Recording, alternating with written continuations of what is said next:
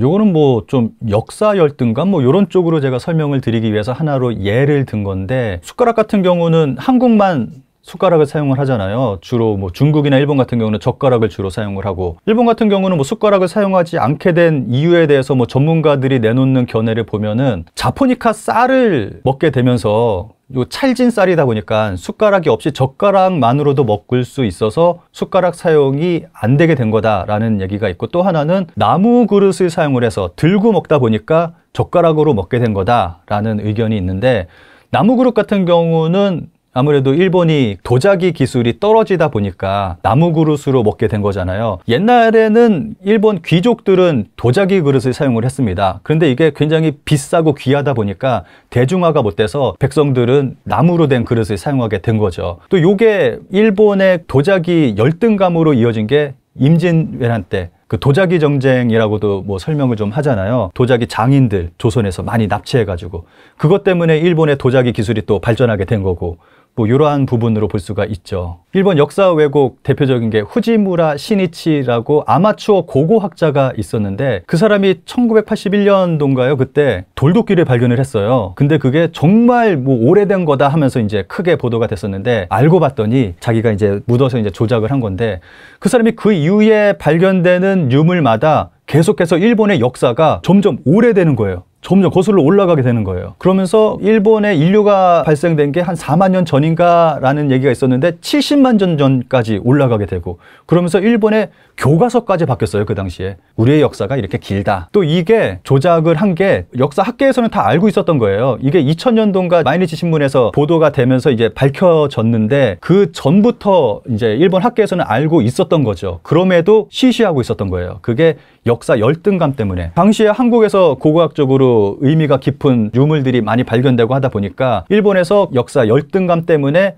이거 침묵하고 있었던 거다, 그러한 얘기가 좀 있었습니다. 그 예전에 아키히토 일왕이 나는 백제의 후손이다 이런 얘기를 했는데, 일본 언론에서는 거의 보도가 안 됐어요. 아사히인가 한 군데만 보도됐다고 되어 있고, 한국에서는 정말 그게 보도가 됐는데 일본에서는 시시하고 있죠. 뭐 이런 것들이 역사 열등감이죠. 뭐 일본 사람들이 뭐 보면은 지금 말씀드렸듯이 도자기라던가 후지무라 시니치 같은 경우 이런 얘기하는 거 되게 안 좋아해요. 일본에서 암묵적으로 얘기하면 안 되는 그러한 것들이 있어요. 제가 일본에 가면 절대 하지 않는 얘기가 있는데, 역사 얘기, 요 열등감이 심해가지고 이 얘기하면 안 됩니다. 그리고 정치 얘기, 일본인들 정치 얘기하는 거 싫어하고요. 또 하나는 후쿠시마 얘기. 일본 사람들조차도 자기네들끼리도 얘기 안 하는 게 후쿠시마라서 뭐 이런 부분은 좀 얘기 안 하는 암묵적인 뭐 비밀 뭐 이렇게 얘기할 수 있겠네요.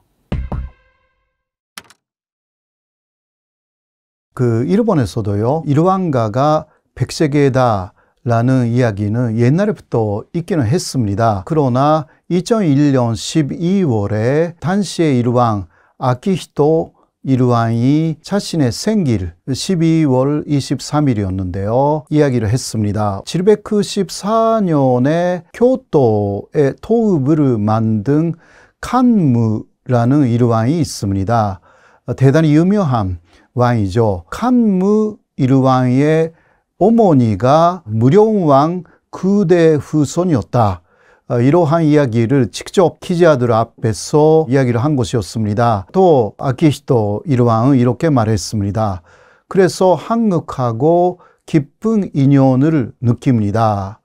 이런 이야기를 한 거죠. 사실 2001년에 12월이었지만 그 다음 해가 2002년 한일 공동 개최 월드컵 있었잖아요. 그래서 일각에서는 이런 이야기가 있습니다. 단시 일왕이 백제의 후손이다 라는 것을 밝히면 한국 쪽에서 개회식에 초대를 하겠다, 이런 이야기가 뒤에서 있었다. 그것이 진짜인지는 몰라도 단시 아키히토 일왕은 한국에 오고 싶어 한 것은 사실이었습니다. 자, 여기서 일본에서는 굉장히 많은 이야기가 나오기 시작했는데요. 모계 쪽에서 무령왕 후손이다, 이런 이야기잖아요. 그런데 북계 쪽에서도 그렇다라는 것은 일본에서는 옛날부터 제야 학자들에 의해서 어느 정도 이야기가 있었습니다. 일본의 조메이라는 왕이 즉위를 하는데 그 앞에 일왕하고 혈통적으로 연결되어 있지 않습니다. 5대쯤 전에 왕의 혈통이다 라고 하는데 사실 일본에서는 분명치 않다라는 거죠. 어디에서 온 사람인지 모른다라는 이야기인 것인데 이 조메이 왕이 평생 동안 백제 탈영을 많이 했습니다. 백제궁을 만들었고요. 그리고 백제사를 만들었습니다. 그렇게 하여서 백제궁으로 이사를 하면서 또 하는 이야기가 자신이 죽을 때면 백제식 장례식으로 그것을 백제대례라고 하는데요. 백제식 장례식으로 자신의 장례식을 치러달라 이런 부탁까지 합니다. 그렇게 하여서 실제로 백제궁에 살면서 사망합니다. 그 다음에 이 왕의 아들로 알려져 있는 나카노 오에라는 왕자가 등장합니다. 이 나카노 오에 왕자는 645년에 하나의 사건을 일으켰습니다. 그것을 으르사의 변이라고 하는데요. 당시의 호족이었던 소가시를 처단하는 사건이었습니다. 당시 소가시라는 호족이 왕보다 권력을 갖고 있었습니다. 그런데 왕가에서는 소가시에 대해서 반감을 느끼고 있었기 때문에 나카노 오에 왕자가 앞장서서 당시 요왕이었거든요. 일본에서. 그 요왕 앞에서 소가시의 중심이었던 소가 이르카를 살해하는 그러한 사건이었습니다.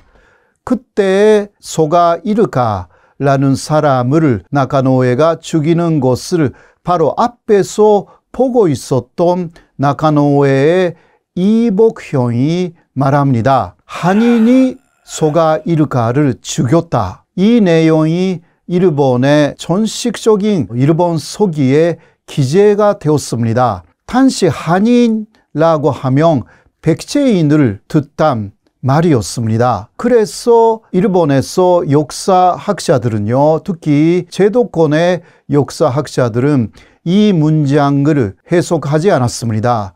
왜냐하면 해석하면 나카노 오의 왕자가 또 그 아버지였던 조메이라는 왕이 백제에서 온 게 아닌가라는 내용이 나와버리기 때문에 이 문장을 쭉 역사적으로 거의 1000년 이상 지금까지도 제대로 해석한 그러한 제도권의 학자는 없습니다.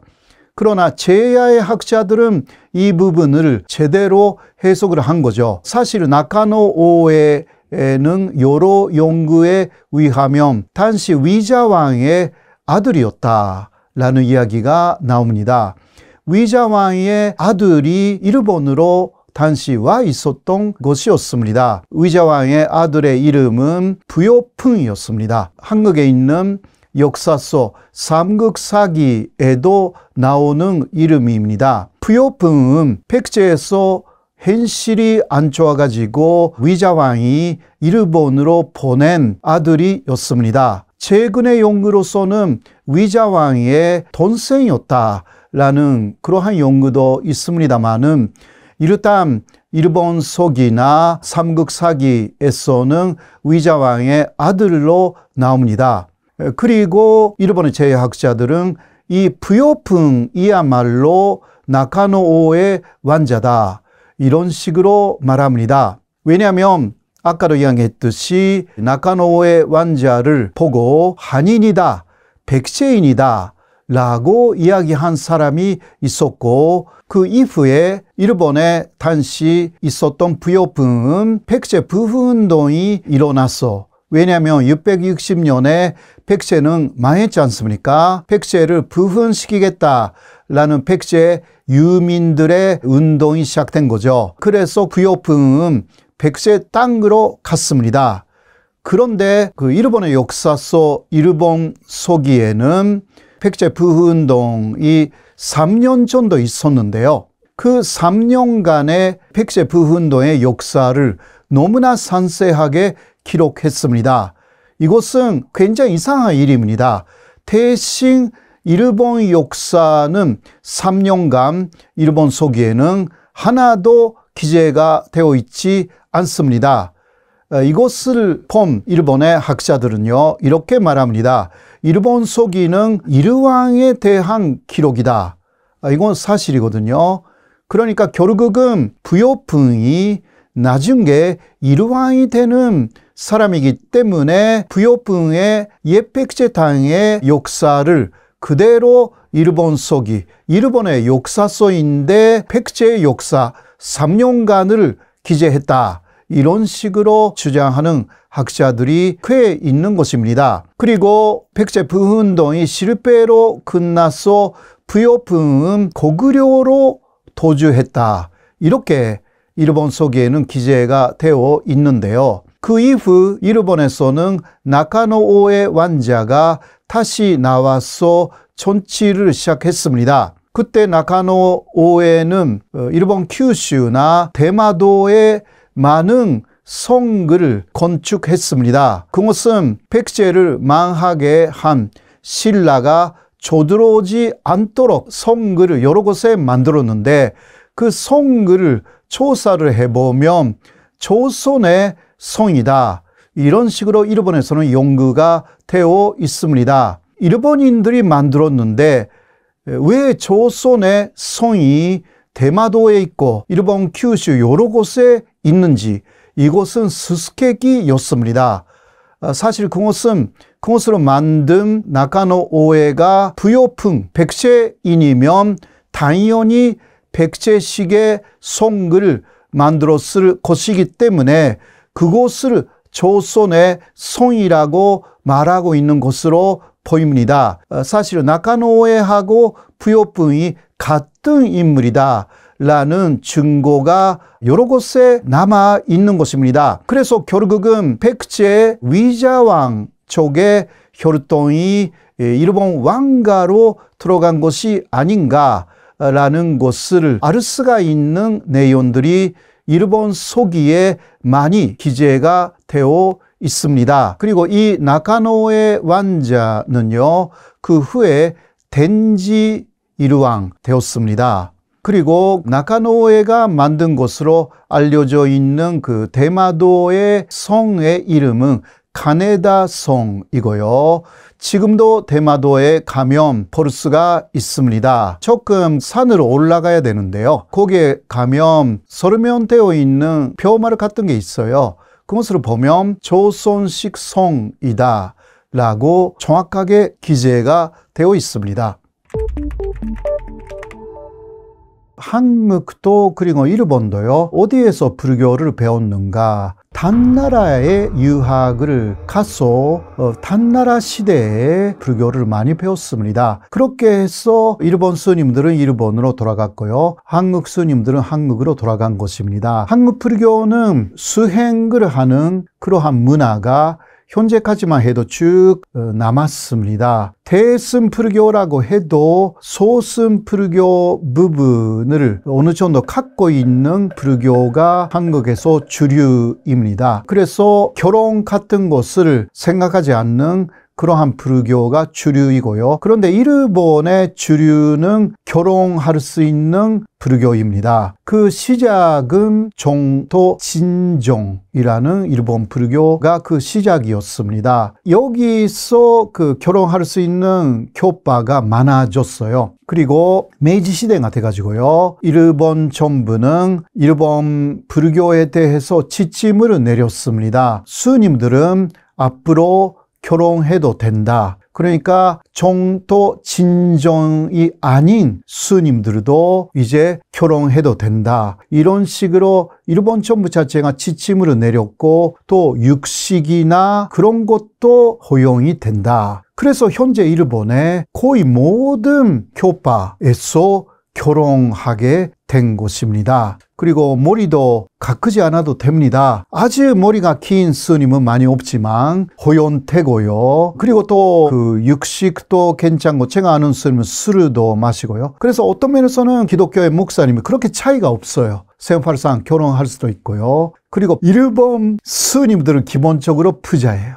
왜냐하면 불교 비즈니스도 많이 하시거든요. 특히 장례식이죠. 일본 사람들은 결혼식은 전주교에서 하고 죽으면 스님들의 독경을 들으면서 극락으로 간다. 이게 그 일본의 장례식 문화입니다. 그래서 3일장 전도를 많이 하는데요. 그때 스님을 그 3일간 이제 부탁하는 것이니까 계속 독경을 하시고 가끔 그 노래도 부르시고 그리고 화잔토까지 계속 책임을 지시는 거예요. 그러니까 다 맡길 수가 있어요. 그런데 그 스님한테 주는 사례비가 있잖아요. 그거는 그 지방에 따라서 조금 달라요. 우리 같은 경우는 도쿄에서 했기 때문에 우리 아버님, 어머님 돌아가셨거든요. 근데 그때는 100만 엔 드렸어요. 판시의 돈으로 100만 엔, 1000만 원. 그게 도쿄의 산식이었습니다. 그러나 같은 시기에 오사카에서는 50만 엔이었다고 합니다. 지역적인 조금 차이가 있지만 그렇게 스님한테 드렸으니까 도쿄 근처의 스님들은 이게 3일간만 해도요. 한 달에 1000만 원 그냥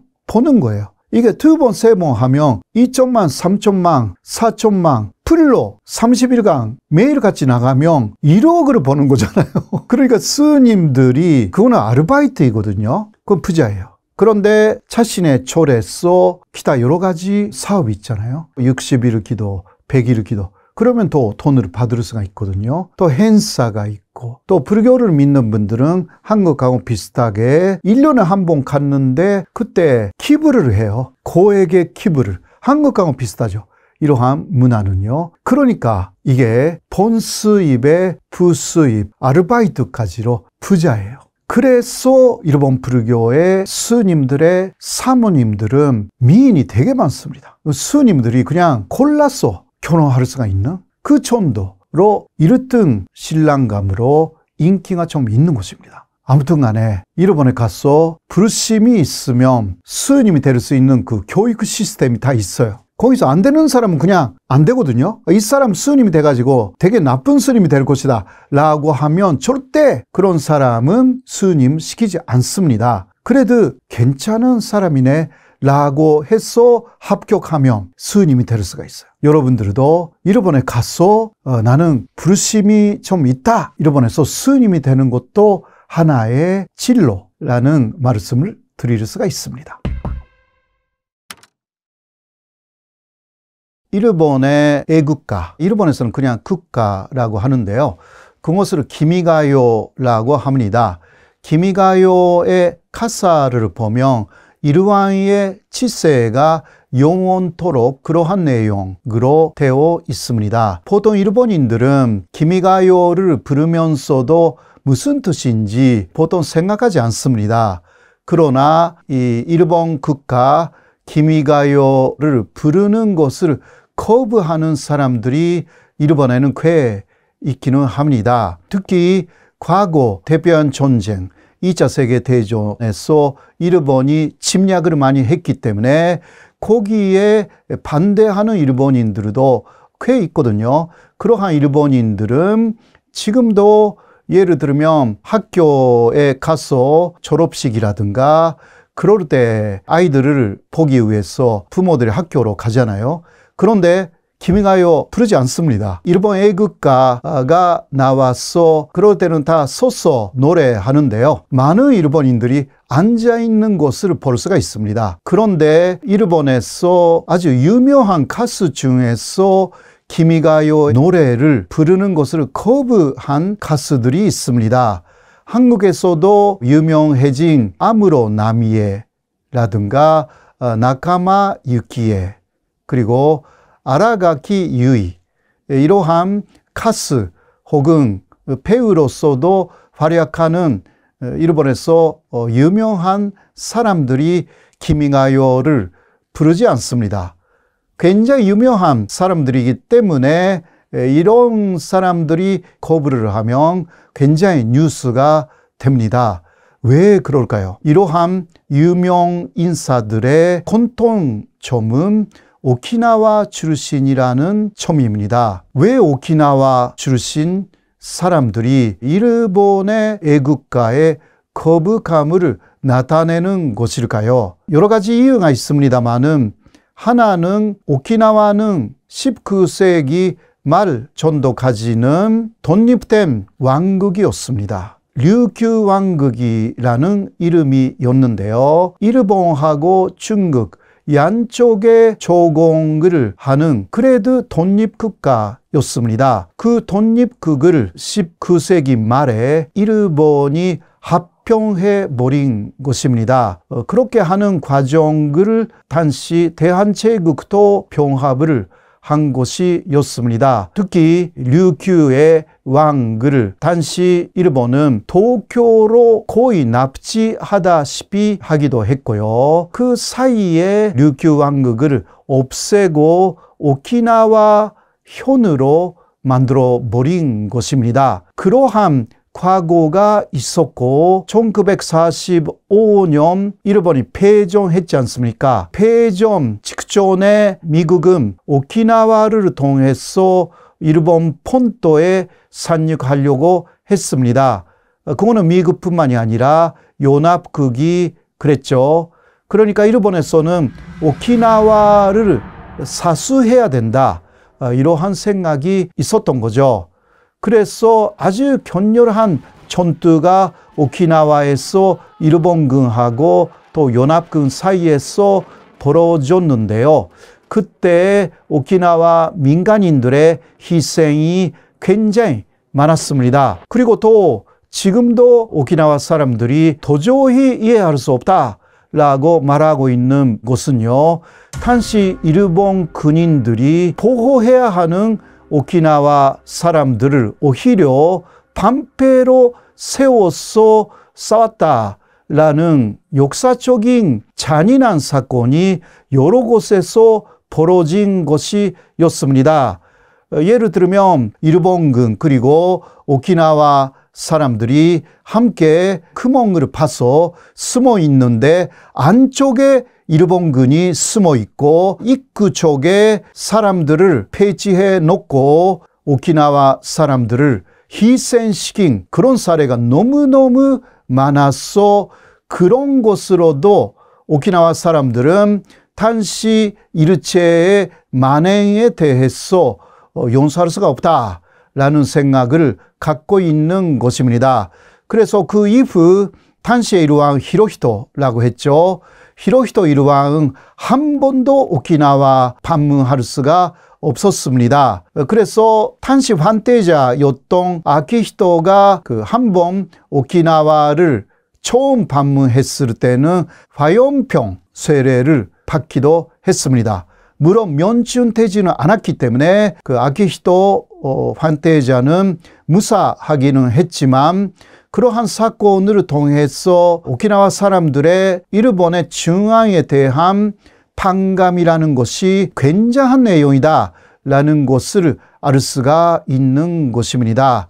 두 번째 방문도 아키히토 일왕이 했고 서서히 그러한 증오심이 누그러졌다고 하는데요. 그래도 전쟁을 일으킨 히로히토 일왕은 죽을 때까지 오키나와를 한 번도 방문하지 못했습니다. 그런 것이 현재까지만 해도 이어지고 있는 부분이 있는 것입니다. 전식적인 국가의 사죄라는 것을 오키나와에서 받은 적이 없다. 이러한 이야기를 하는 것입니다.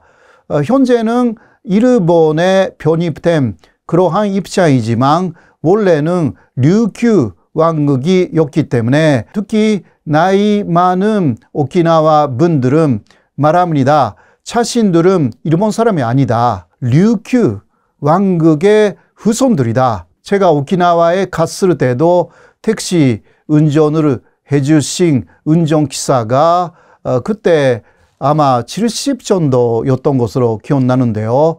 그러한 생생한 이야기를 저에게 해준 적이 있었습니다.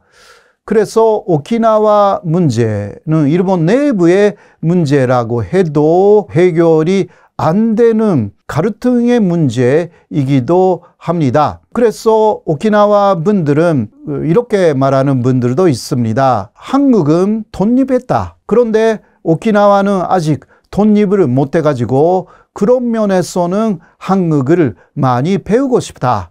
이렇게 말씀하시는 오키나와 분들이 꽤 있고요. 그리고 오키나와 젊은이들은 한국의 대학으로 유학하러 온 사람들이 꽤 많습니다. 그런 것을 생각할 때 일본 안에 있지만 마음은 한국에 가까운 부분을 많이 갖고 있는 그러한 지역이 오키나와다라고 말씀드릴 수가 있습니다. 그리고 아름다운 경치, 아름다운 바다에 둘러싸여 있고요. 그리고 여러 문화가 일본 본토하고 상당히 다른 점을 갖고 있습니다. 언어도 원래 좀 달랐고요. 그러니까 그런 면에서 오키나와 사람이라고 해서요, 은근히 차별을 받고 있습니다. 법적으로 차별을 받는 것은 없습니다. 그러나 중력적인 사건도 있었습니다. 몇 년 전에 일본 자위대가 오키나와를 찾았습니다. 그거는 오키나와 사람들이 오키나와에 있는 일본 자위대의 기지에 대해서 반대운동, 시위를 한 거죠. 그때 본토에서 간 일본 자위대의 대원들이 그런 시위를 하는 오키나와 사람들을 향해서 욕설을 태연하게 한 것이 포착돼가지고 비판을 많이 받기도 했습니다. 그런 좀 수준이 낮은 사람들이 지금도 차별하는 그러한 분조가 남아있기도 합니다.